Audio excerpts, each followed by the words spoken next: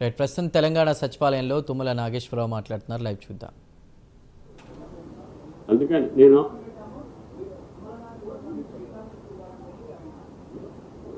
అందుకని ఆయన గారు ఇంకా అసత్యాలు మాట్లాడటానికి ప్రయత్నం చేస్తే ఇంకా అబద్ధాలు హరీష్ అవుతాడు. నేను అందుకని మీకు చెప్పేది, నాకు అబద్ధం ఆడాల్సిన అవసరం లేదు. నాకు ఆ 4 ప్రాజెక్టుల యొక్క స్థితిగతులను మనం త్వరగా పూర్తి చేసుకోవాలి అంటే ఆ ఇంజనీరింగ్ వర్క్స్ ఏ రకంగా ముందుకు తీసుకెళ్లాలో మీ సలహాలు సంప్రదింపులో డిపార్ట్మెంట్ని పరిశీలించి ఇమ్మన్నారు. ఇచ్చిన రిపోర్ట్ కూడా నా దగ్గర ఉంది. అందుట్లో బ్యారేజీలకు సంబంధించి, వేరే రకానికి సంబంధించి, కాళేశ్వరానికి సంబంధించి ఉంటే అది వేరే రాలేదు.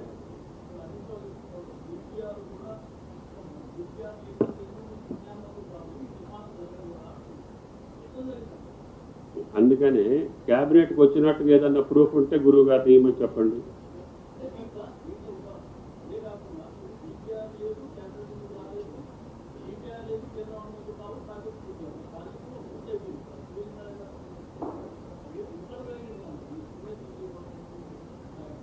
నేను ఆ ప్రాజెక్ట్ అంశాల్లోకి వెళ్తేనేమో ఇంకా వేరే రకంగా వెళ్ళాలి.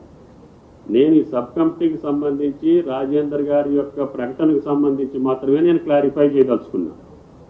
ఎందుకంటే కమిషన్ విచారణలో ఉంది కాబట్టి కమిషన్ యొక్క విచారణలో ఉండగా నేను దాని మీద వేరే రకమైన ప్రకటన చేస్తే అది మంచిది కాదనేది నా పర్సనల్ ఉద్దేశం. నేను లెటర్ జరిగిన వాస్తవాన్ని కమిషన్కి సూమోటివ్గా నేనే లెటర్ రాస్తా జీవోలతోటి. సబ్ కమిటీకి కాళేశ్వరానికి సంబంధం లేదు, కాళేశ్వరం క్యాబినెట్కి రాలేదు. ఈ 2 అంశాలు రాజేంద్ర గారు తప్పు చెప్పారు కాబట్టి అది వాస్తవం కాదు, ఆ పెద్ద ఆయనకి తగదు అని చెప్తున్నా.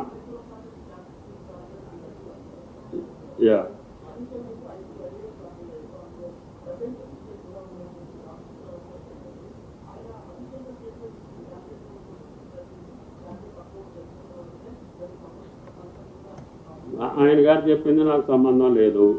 క్యాబినెట్కి వచ్చినట్టుగా ఆయన క్యాబినెట్ అప్రూవల్ ఇవ్వమనండి, లేకపోతే ఆయన రాసింది కూడా ఆ ఫైల్లో ఉంటుంది.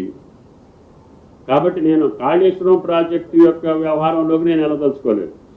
నా సబ్ కమిటీకి సంబంధించి, నేనున్న సబ్ కమిటీకి సంబంధించి ఈ యొక్క ప్రకటన కరెక్ట్ కాదు రాజేంద్ర గారిది. దాని టర్మ్స్ ఆఫ్ రెఫరెన్స్ వేరు, ఆయన చెప్పింది వేరు. ఆయన అడిగింది కాళేశ్వరాన్ని గురించి.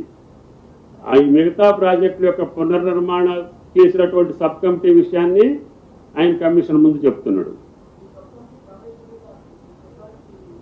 రికమెండేషన్స్ ఉన్నాయి, ప్రతి ప్యాకేజీకి ఉన్నాయి. అవన్నీ నేను కమిషన్కి పంపిస్తాను. అసత్యం కాదు, జరిగినట్టు చెప్తాను. అది మీరు విశ్లేషించాలి.